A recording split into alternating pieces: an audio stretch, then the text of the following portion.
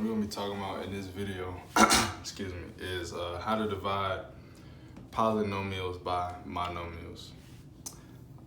Again, I'm gonna reiterate, if you are unfamiliar as to what a monomial is, excuse me, as to what a polynomial is, go look at the anatomy series on the channel where we break down the structure of all of these things so you can understand it. Real quick, on the point of the structure, every monomial has basically three parts. So let's say we had something like 2y to the third, right? This is a monomial and it has three parts that we're gonna identify real quick. The first part is the coefficient. This is or matter of fact, I'm gonna do it like this. The first part is the variable. That's the letter in the thing. So we're gonna call the variable V. You got the variable. And then the second part is the coefficient. This is the number that's in front of the variable, basically. So we got y is our variable, 2 is the coefficient. And every monomial also has an exponent. So we're gonna write that right there too. So this is basically the standard setup for every monomial. You got a coefficient, and it has a variable, and then it has an exponent. That's gonna be important when we start doing these problems. I'm gonna leave that right there. But let's get started with the first example. Let's say we had, damn, this is not right. Let's say we had 6x squared plus 2x. So this is the polynomial. And we're gonna take this and divide it by 2x. So what are we gonna do first? Well, the first thing that we're gonna do is make sure that all of the parts is in every monomial. So for 6x squared, everything is accounted for. The 6, coefficient, the variable, and the exponent. For 2x, there's an exponent missing. We got the coefficient, excuse me, and we also got the variable, but the coefficient is not written. The reason is because the coefficient is 1. And a lot of times when numbers or variables got coefficients, or excuse me, exponents of 1, this got an exponent of 1, not a coefficient. But a lot of times when monomials have exponents that are 1, for whatever reason, in science and math, we leave it off. We usually just keep it like that. But if you don't know that, then it's confusing. So what we're gonna do is make sure everything is accounted for, so when we do this division, that is no confusion.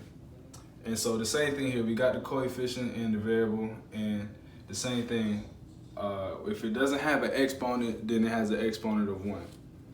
So that's the first thing we're gonna do. We're gonna get everything accounted for. And now we can basically go through with the division.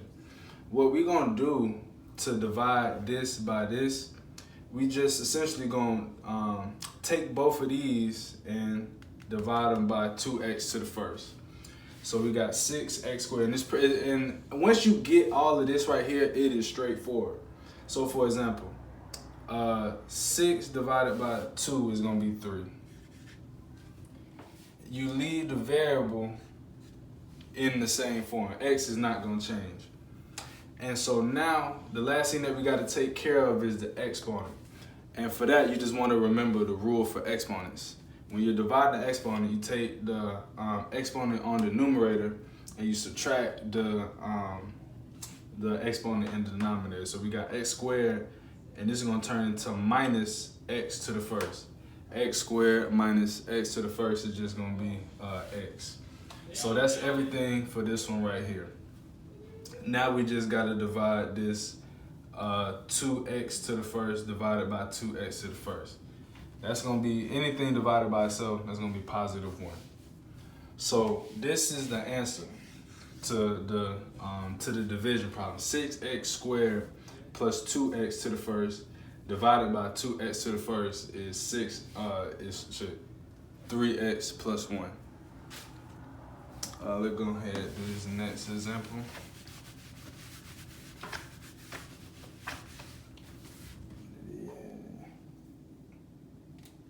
All right, so for this one, we got 16a to the 7th power minus 12a to the 5th.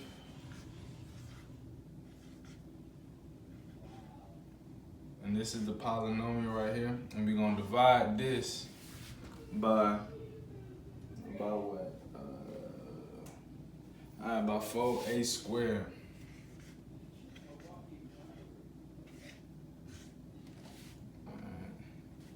So we taking this and we're gonna divide it by this right here.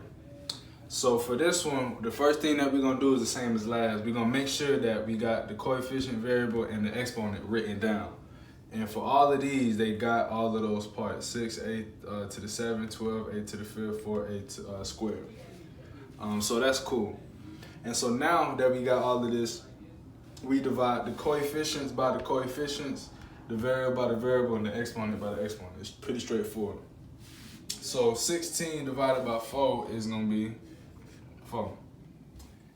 And again, going back to the rule on exponents, we got a to the 7th divided by a squared. So what we do is we just subtract 2 minus 7 and we leave the variable the same. So 7 minus 2 is gonna be 5. So 16a to the 7th divided by 4a squared is 4a to the 5th. So we figured this one out right here. Now we got negative 12a to the 5th divided by 4a squared. So we already know that it's gonna be negative. Negative 12 divided by 4 is negative 3. And again, what we're doing, we're dividing the coefficient by the coefficient, and we dividing the exponents by the exponents, okay? Just so you're keeping up.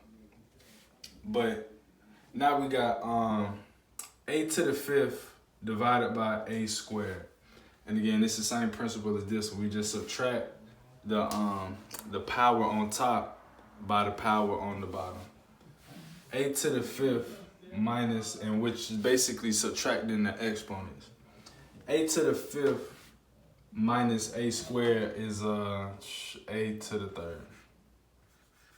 And so this is gonna be the answer.